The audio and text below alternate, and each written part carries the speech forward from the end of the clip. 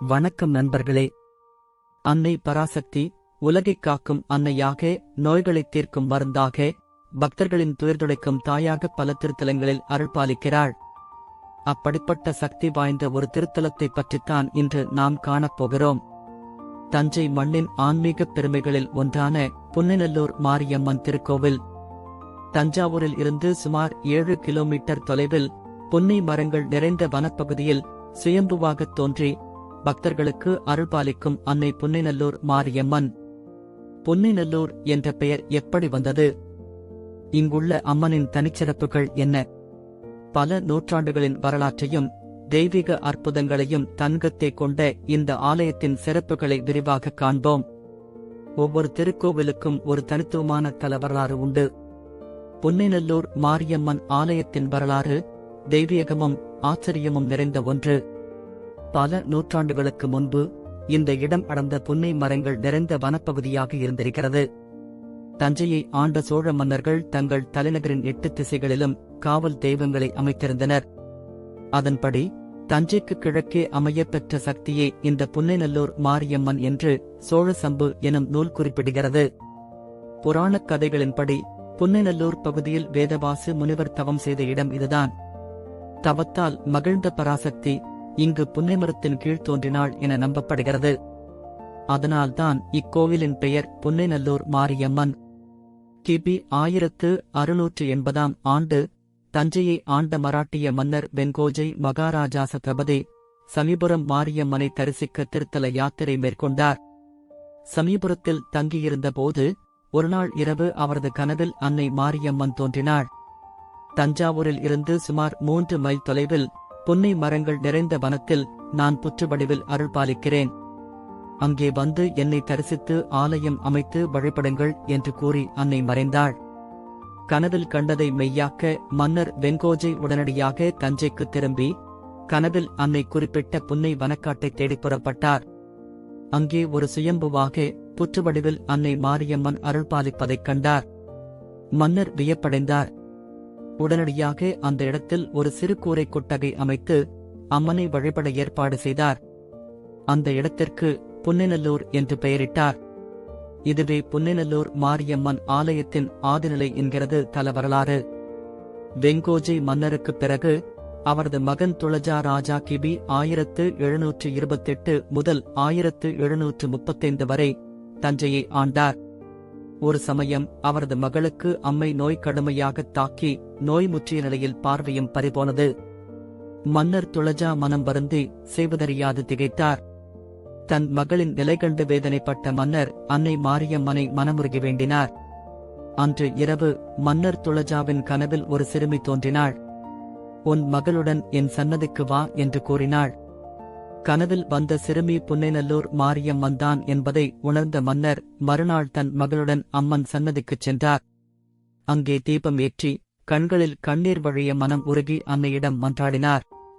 அப்போது ஒரு மின்னல் போன்ற ஒளி மன்னரை கடந்து அவரது மகளை அடைந்தது. அடுத்த கணமே அந்தச் சிறுமி தனது பார்வையை மீண்டும் பெற்றாள்.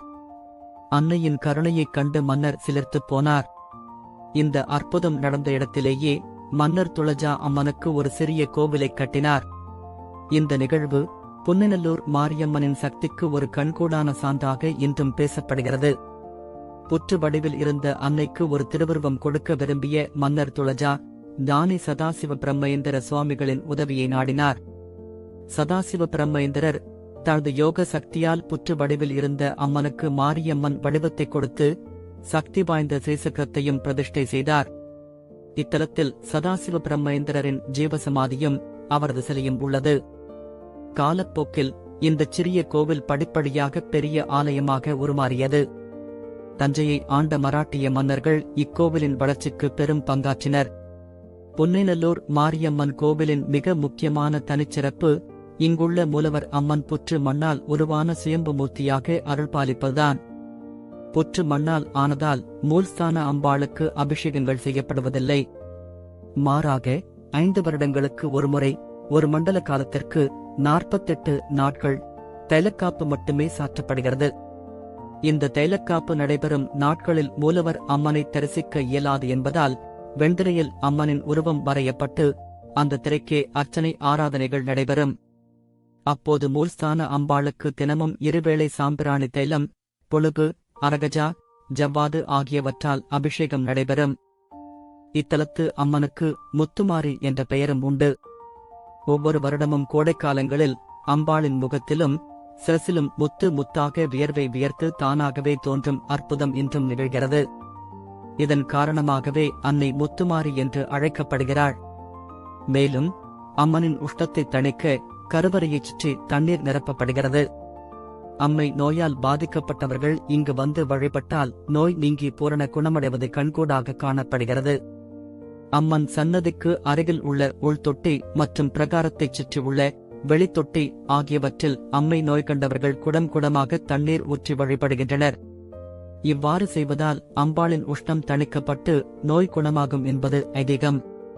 பெண்கள் தங்களது கருப்பை சிக்கல், குழந்தை பாக்கியம், திருமண தடைகள் ஆகியவற்றுக்காக அம்மனை வழிபடுகிறார்கள்.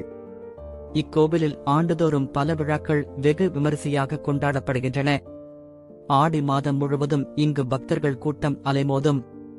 ஆடி மாதம் 3ஆம் வெள்ளிக்கிழமை பூச்சொரிதல் விழா நடைபெறும். ஆடி கடைசி ஞாயிற்றுக்கிழமை நடைபெறும் முத்துப்பல்லக்கு பெருவிழா தமிழகத்திலேயே மிகச்சிறப்பாக நடைபெற்று வரும் விழாக்களில் ஒன்றாகும்.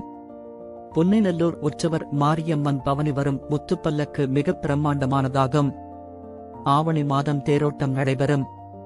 புரட்டாசி மாதம் தெப்பம் விழா நடைபெறும். குழந்தை பாக்கியம் இல்லாதவர்கள் இங்கு வந்து தொட்டில் கட்டி அபிஷேகம் செய்து வழிபட்டால் குழந்தை பாக்கியம் கிடைப்பதாக பலரும் நம்பிக்கை தெரிவிக்கின்றனர். மேலும் திருமணத் தடை நீங்கவும், தொழில் விருத்தி அடையவும், உடல் உபாதைகள் நீங்கவும் அம்மனை வழிபட்டு பலன் பெற்றோர் ஏராளம்.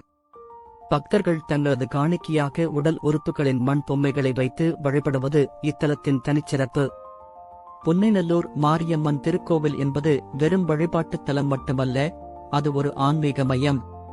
பல நூற்றாண்டுகளின் வரலாற்றையும் தெய்வீக அற்புதங்களையும் தன்கத்தே கொண்ட ஒரு புனித தலம்.